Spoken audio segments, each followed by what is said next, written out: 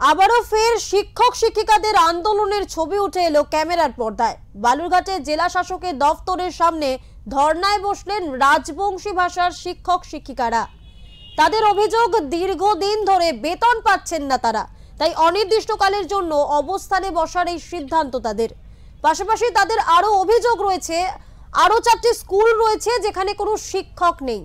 সেই সব স্কুলে অতি সত্বর শিক্ষক নিয়োগ করতে হবে সরকারকে, এমনটাই দাবি তাদের।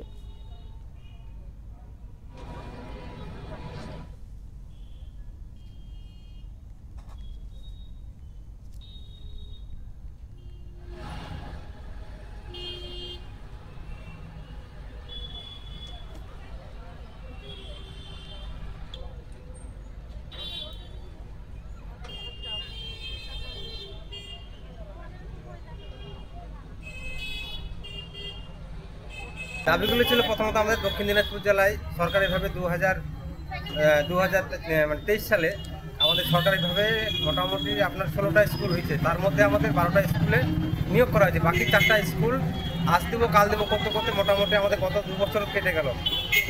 এই সাহেবের কাছে আমরা এর আগেও ডেপুটেশন দিয়েছি, এইবার নিয়ে 3বারে আমরা ডেপুটেশন দিলাম। আজকে তো গণঅবস্থানে বসছি আমরা, যতক্ষণ না আমাদের দাবি পূর্ণ হয় ততক্ষণ আমরা এই গণঅবস্থান থেকে উঠবো না। বেতন পাচ্ছে ঠিকঠাক? বেতন পাচ্ছি বলতে এর আগে যা করছিলাম আমরা পেয়েছি, গত 2 মাস ধরে আমরা বেতন পাইনি এখনো। এই 2 মাসের বেতনের দাবিতে, এবং সব থেকে বড় দাবি হচ্ছে যে 4টা স্কুল আমাদের এখনো বাকি আছে, তো সেই মাস্টারদেরকে অতি সত্বর নিয়োগ করতে হবে।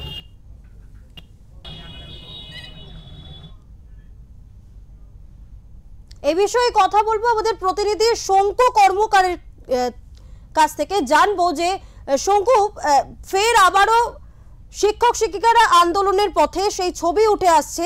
শিক্ষক শিক্ষিকাদের মূলত কি অভিযোগ রয়েছে, কি দাবি তাদের? পাশাপাশি আরো একটা প্রশ্ন রাখবো যে শিক্ষক শিক্ষিকাদের আন্দোলন কি এখনো চলছে? দেখো সৌমি, তোমাকে যেটা প্রথমে আমি তোমাকে জানিয়ে রাখি, এই যে শিক্ষক শিক্ষিকা যারা আন্দোলন করছেন তারা কিন্তু গ্রেটার কুচবিহার পিপলস অ্যান্ড ফ্রন্টের তরফ থেকে, তাদের মূলত দাবি যেটা রয়েছে, তাদের যে ভাষা, তাদেরকে প্রধান সরকারি ভাষা হিসেবে স্বীকৃতি দিতে হবে। পাশাপাশি তোমাকে এটাও জানিয়ে রাখি, ওদের যে একটা নিজস্ব ভাষাদের যে স্কুল ছিল, প্রাথমিক স্কুল ছিল, সেখানে সরকারি ক্ষেত্রে একটা প্রথমে বলা হয়েছিল যে তাদেরকে শিক্ষক নিয়োগ করা হবে। এবার নিয়োগ করার ক্ষেত্রেও হয়ে গেল, কিন্তু এখন কিন্তু 3 থেকে 4 মাস অনেক শিক্ষক বেতন পায়নি, টাকা পয়সা পায়নি, তাদের সাম্মানিক পর্যন্ত এটুকু পায়নি। পাশাপাশি এখনো অব্দি অনেক স্কুল দক্ষিণ দিনাজপুর জেলাতে রয়েছে যারা কিন্তু এখনো অব্দি ওখানে ইনভলভমেন্ট এখনো অব্দি যোগ দিতে পারেনি। সেই ক্ষেত্রেই কিন্তু তারা কিন্তু এই আন্দোলনে বসছে। এই আন্দোলন কিন্তু গতকাল থেকে এখনো অব্দি চলছে। আগামীতে কি হবে তারা বলেছে যে আগামীতে যদি প্রশাসন যদি এই বড় রকম ভাবে কোনো রকম স্টেপ না নেয়, তারা কিন্তু আগামীতে বড় আকার ধারণ করতে পারে।